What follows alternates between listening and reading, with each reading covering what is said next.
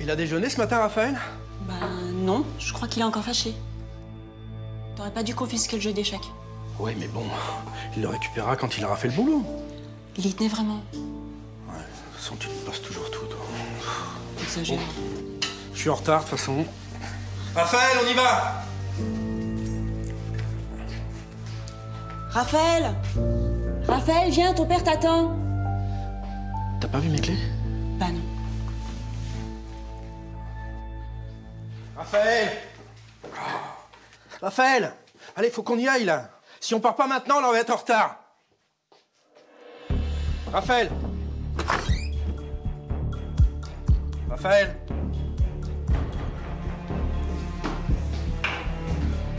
Je le trouve pas. Il a disparu. C'est vrai que c'était un peu difficile avec notre fils Raphaël depuis un petit moment. Mais là, comme il avait fugué, on était vraiment inquiets.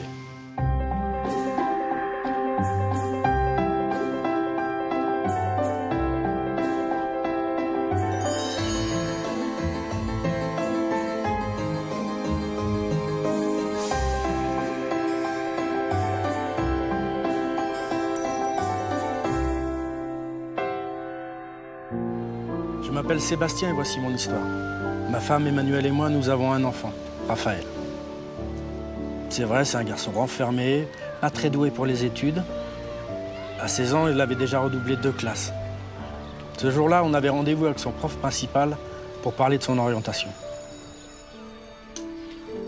On s'était dit qu'une seconde générale pour Raphaël, ça serait bien. Une seconde générale. Écoutez, franchement, au vu de ses résultats, c'est insuffisant. À part en maths, où il est plutôt bon, il est même très bon. Ouais, très fort en maths. Ouais, meilleur que moi à son âge. Mais c'est pas suffisant. Dans toutes les matières, on est à 5 voire 4 de moyenne. Et même pour une seconde technique, c'est trop juste. Oui, mais qu'est-ce qu'on peut faire alors? Moi, pour Raphaël, honnêtement, je vois qu'une solution, c'est la filière professionnelle. Un CAP, un BEP, un BEP de menuiserie. Vous êtes menuisier, je crois, vous? Oui, tout à fait. Pourquoi pas? Regardez-le, c'est pas un manuel, Raphaël. Oui, mais franchement, je pense que c'est ce qu'il y a de mieux pour lui, la filière professionnelle. Je vous laisse réfléchir à tout ça. Vous avez encore 2 jours pour vous décider. Merci. Il avait raison, le prof. Nous aussi, on le savait très bien. C'est pas comme si Raphaël avait vraiment le choix. Bon, fiston, il a pas tout à fait tort, ton prof. La meilleure solution, c'est CAP ou BEP de menuiserie. Tu peux bosser avec moi comme apprenti. Avec un peu de chance, tu peux même en prendre la boîte.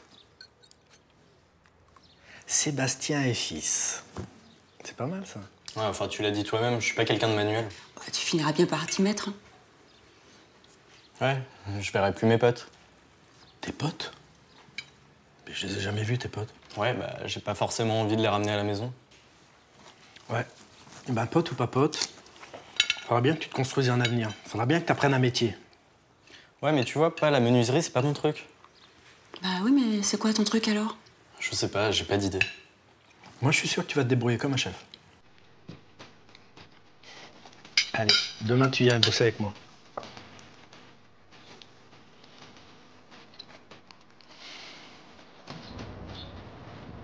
Bon, comment ça, tu vas manger tout mon bordel? J'ai jamais le temps de le faire. Bon, ça va te faire un peu de boulot, mais... Je te laisse une semaine. Ça va? D'accord. Mais que ce soit nickel, hein? Je te laisse te débrouiller. Franchement, je savais pas trop comment Raphaël allait s'en sortir. Mais le soir, quand tu rentrais, j'en croyais pas mes yeux. Il avait abattu un boulot.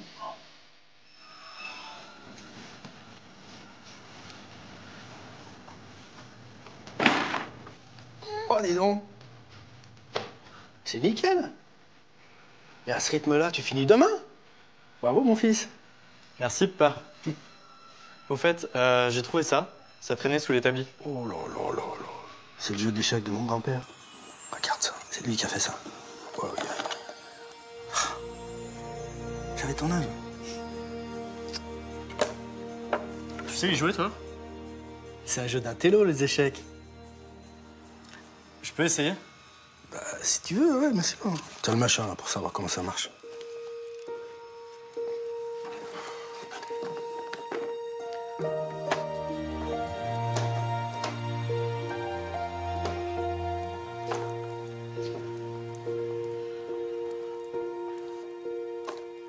Bah, je vais te laisser t'amuser. Tu l'as bien mérité. Je vais rentrer le camion. J'étais persuadé que Raphaël allait laisser tomber les échecs au bout d'une demi-heure. C'est difficile comme jeu. Bah non, pas du tout. Il a joué tous les jours et de plus en plus. Mais qu'est-ce que tu fais là? Tu devais pas finir de ranger l'atelier? Si, j'y vais. Je finis vite fait. Je suis en train de rejouer des parties, là. Attends. Ça se joue pas à deux, ça, d'habitude, les échecs? Bah si, mais là, je suis en train de jouer contre moi-même, en fait. Tour par tour. Tu joues contre toi-même? Bah ouais.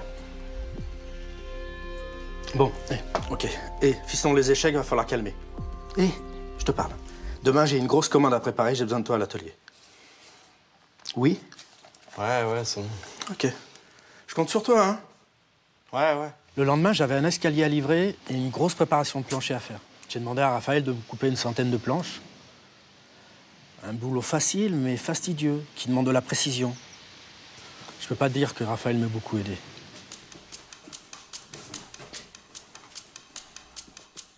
Raphaël! Raphaël? T'es sourd ou quoi? Je te parle depuis tout à l'heure, là. Hein, quoi? Qu'est-ce que tu fais, là? Les échecs, encore les échecs. Il y en a marre des échecs. Ça va aller à la poubelle, ça. Non mais t'es sérieux, mais t'as pas le droit, mais rends-le-moi! Rends-le-moi! Je te dis non, ok?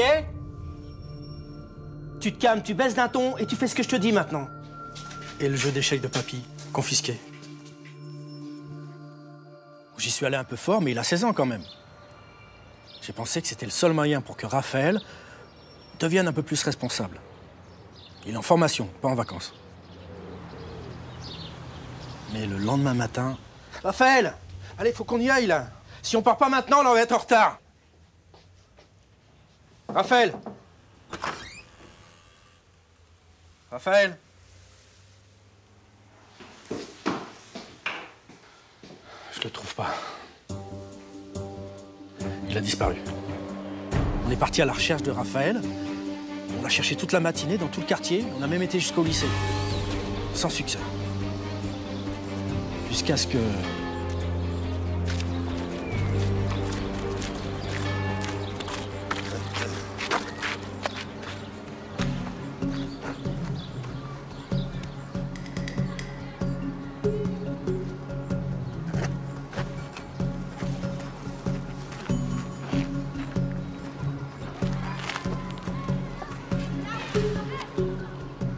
Désolé, monsieur Moreau, mais je crois bien que cette fois, vous êtes échec et mat.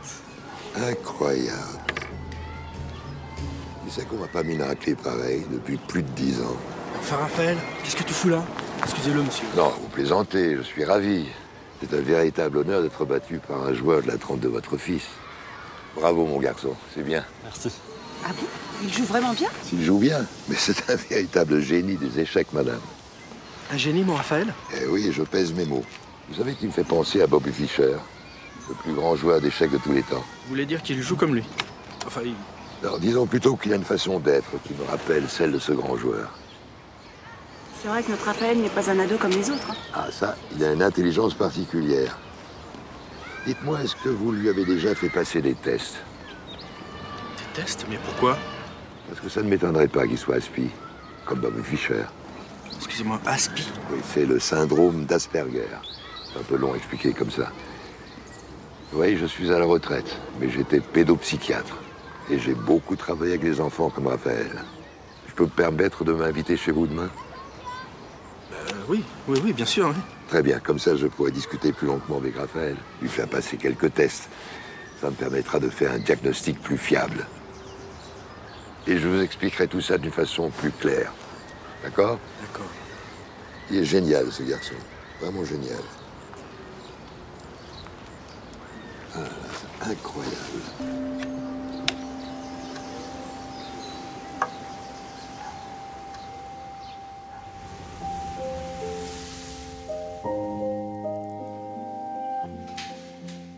Merci, Raphaël.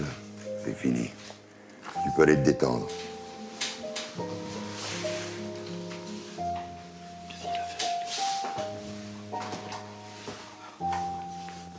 Eh bien, j'avais vu juste. Raphaël est bien autiste Asperger. Raphaël est autiste? Alors, attendez, il faut pas que le mot autiste vous fasse peur. Il y a plusieurs formes d'autisme. Les Asperger sont des autistes de très haut niveau. De haut niveau? Et à la différence des autres autistes, ils ont des relations avec les autres. Et d'ailleurs, votre fils n'a pas de problème à ce niveau-là. Et cet autisme-là, ça peut se soigner? Mais madame, il n'a pas besoin d'être soigné. Votre fils va très très bien. Il a juste une intelligence mathématique au-dessus des autres.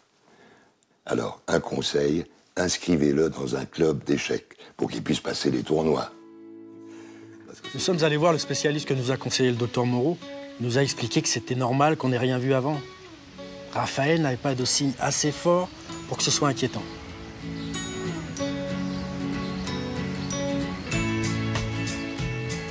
En fait, les échecs ont changé sa vie, et la nôtre. Maintenant, on est complètement rassurés sur son avenir.